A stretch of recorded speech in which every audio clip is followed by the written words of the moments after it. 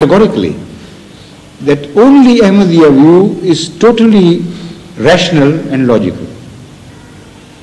In Ahmadiyya, you will not find a parallax between nature created by God and the word of Allah in the form of the book. They are perfectly in accord with each other, according to Ahmadiyya point of view. And the philosophy which we present has no measure of compulsion in religion, nothing to which a sane man can react and say, no, it's not acceptable to my nature and so on. So, if you want a simple and straightforward, honest answer, this is my answer. Thank you very much. Accept Ahmadiyya, that is to say, the Ahmadiyya version, Ahmadiyya version of Islam. And then you will begin to not only know peace, you will feel peace. You will know that you are living a purposeful life. Then you will know that you are fulfilling the object of your life. That is to strive for betterment of things. To pursue an object, noble object, and to ennoble your soul in that process and ennoble the souls of others. This is what you live for.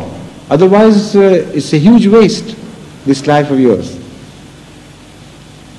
Thanks a lot. I will study more about it. Yes, I know. This will be done after a study and after prayers, of course. But I mean, in a nutshell, this is my simple, straightforward answer to your question.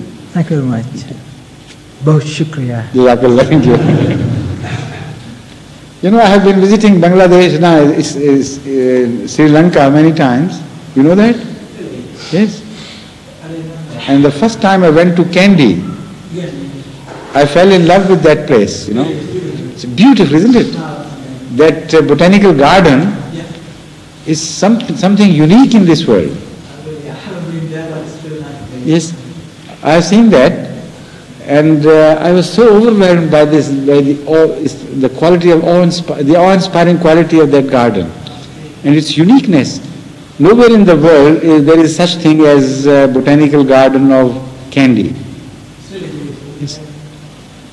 Because, among other things, I mean, it has a collection of all the strange and rare plants, etc. That can be claimed by some botanical gardens of New York or USA or European countries and so on. But they cannot claim the fragrance of the air which you can find only in a tropical country like, you know, like Sri Lanka. The same things I have seen grown, the same plants and aromatic plants and so on, during my tour of some European country recently, in Holland, yes. They had produced, you know, a sort of tropical garden in which you could see many of those plants which I had seen grown in the botanical garden of Sri Lanka, but without a smell, without a flavor, without an aroma. Just, you know, the dead pictures of a human being. Yes, so when I say it is unique, I mean it is unique. I can prove that it is unique. Everything there is alive.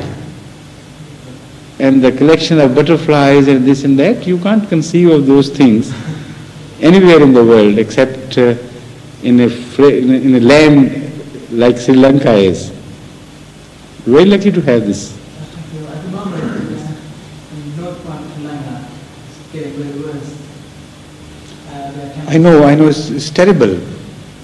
Again, this, you know, the same attitude of selfishness is creating this on both parts. In the one hand, there is cruelty perpetrated against the Tamils by a government which is very sure of its power and majority and so on and so forth. On the other hand, that minority has no rules of the game either. That they can kill the innocent people if to register their protest, and they don't care how many and how much and how, in what manner. So when the man has become crooked, you know, this is what happens. It's free for all and ugliness increases and multiplies by itself. So it's terrible, I know. But the fault lies with the man himself. If a religion improves the quality of man, then those things would simply disappear. Yes, you did raise your hand earlier too. Would you What is the difference between Akhareen and Akhareen? just a moment. Would you like that to be brought to you if it's difficult for you to reach there? Huh? All right, somebody should bring the microphone to him. Because he lost one leg in an accident, so although he's got a sort of leg attached to his stump, but still it's difficult to walk. Assalamu alaikum, Hazur. I want to know what is the difference between Akhareen and Akhareen. You know, the word Akhareen is a technical term used by the Holy Quran, which can be translated in English by the people of the latter days. Akhir means later, and Akhir means latter. So whatever is the difference between the word later and latter applies to these two words. They have the same relationship between each other. Akhir means after some time. So anything which happens in a later date is a thing belonging to the Akhir. But latter days is also a religious technical term. Bible also refers to these days as latter days. The last phase of human development in which huge eventful things are to take place, where man is to be brought under one global religion and so on. All the previous religions have been predicting of such golden age when in the end at last mankind would be led to a universal truth. Hindu religion has also been speaking of this, Buddha religion has also been speaking of this, Judaism and Christianity, you know, all in their own respective ways have been promising mankind of an age which would occur, of course, in the end time, closer to the end according to their concepts.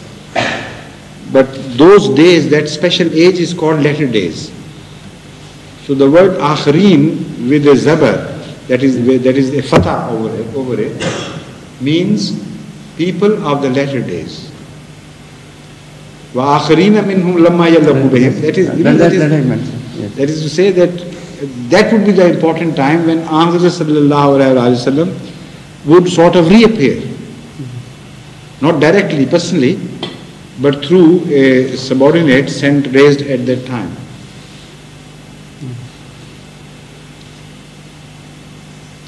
The second question is... Was there a second question? Yes. Yes, all right. Yes, go ahead. Hazrat Sulaiman has prayed that Rabbi ghafirli wa habli mulkal la yanbaghi li ahadin min ba'di innaka antal wahhab. Yes.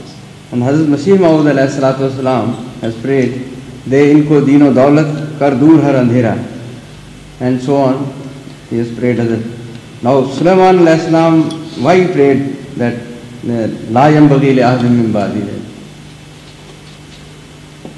Now this verse has been understood differently by different scholars. Most people believe that by that he meant this the worldly reign that was given to him by Allah. That kingdom, that is not the spiritual king, he is not referring to the spiritual kingdom. Yes. Now this belief is correct. The majority of the Muslim scholars interpret it as that what he referred to was the worldly kingdom and not the spiritual kingdom. Because as far as the spiritual kingdom is concerned, much greater kingdom was to come yet at the time of other prophets, particularly at last at the time of Ahmad sallallahu alaihi wasallam. So he couldn't have said that. Now, Yambaghi, the word Yambaghi carries the key to the understanding of this prayer. He was a very wise man. As such he is referred to in the Holy Quran, and also Bible sings the praise of his wisdom. He is supposed to be one of the wisest prophets. So he understood that after him, his son and other followers do not have the